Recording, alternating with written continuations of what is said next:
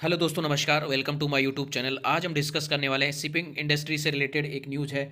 और एक दूसरी कंपनी है जिन्होंने आईपीओ से पैसा जुटाया है, उसको गलत तरीके से यूज़ किया है। जब तक अगर आपने मेरे चैनल को सब्सक्राइब नहीं किया तो दोस्तों सब्सक्राइब कर लीजिए और बेल आइकन को हिट कर लीजिए ताकि तभी कोई नया वीडियो बने आपको देखने को मिले।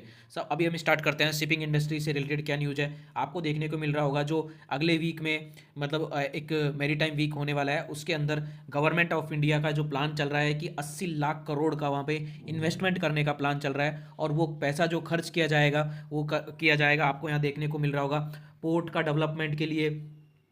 Port development, research, designing, ship recycling और न्यू शिप मैन्युफैक्चरिंग्स, और जितने भी मतलब एक तरीके से जो भी पोर्ट्स हैं उनको डेवलपमेंट या चीज़ों में लगाया जाएगा।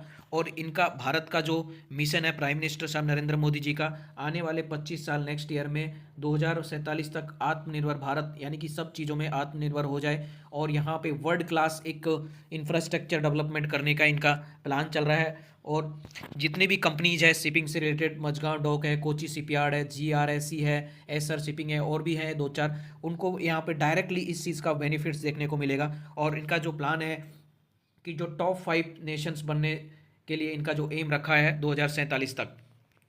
इसी प्रकार आपको यहाँ देखने को मिल रहा होगा कि जो मतलब इससे डेवलपमेंट करने से क्या होगा दोस्तों, इनके डेवलपमेंट करने से क्या होगा, जो ट्रांसपोर्ट जो होगा वो बहुत इजी हो जाएगा। अगर हमारे पास लॉजिस्टिक मतलब बहुत ज़्यादा अगर पोर्ट अच्छे से डेवलपमेंट है तो आयात निर्यात जो विदेशों से सामान लाया जाता है और विदेशों को भी भेजा भी जाता है, मतलब वो सामान क्या है बहुत इजीली अपने यहाँ पे पहुँच सकता है और यहाँ से जो बनी हुई चीज़ को बाहर भेज सकते हैं। तो ही तो हम किसी कोई भी कंट्री डेवलपमेंट करने के लिए सबसे बड़ा यही रीज़न होता है, वो ज़्यादा से ज़्यादा प्रोडक्शन करके बाहर भेजे। तो इसीलिए इनका क्या है, सबसे ज़्यादा जो इंडिया में है चाहे वर्ल्ड में किसी भी देश के अंदर हो दोस्तों, जो सबसे ज़्यादा जो निर्यात या आयात होता है वो होता है शिप्स या मतलब पोर्ट्स के थ्रू ही होता है सबसे ज़्यादा। तो अगर वो जिस देश का वो सबसे ज़्यादा डेवलपमेंट है, वो वहाँ पे डेफिनेटली वहाँ पे ऑटोमेटिक जो कंपनी है वो ग्रोथ करने ही करेगी।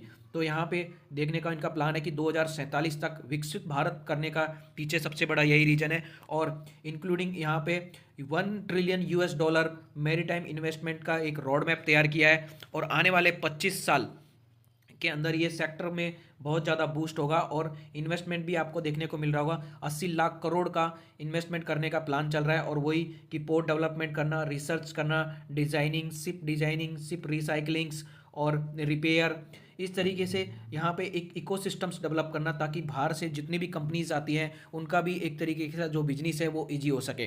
तो दोस्तों अभी हम यहाँ पे शिप निर्यात से रिलेटेड कंपनीज के बारे में डिस्कशन किया।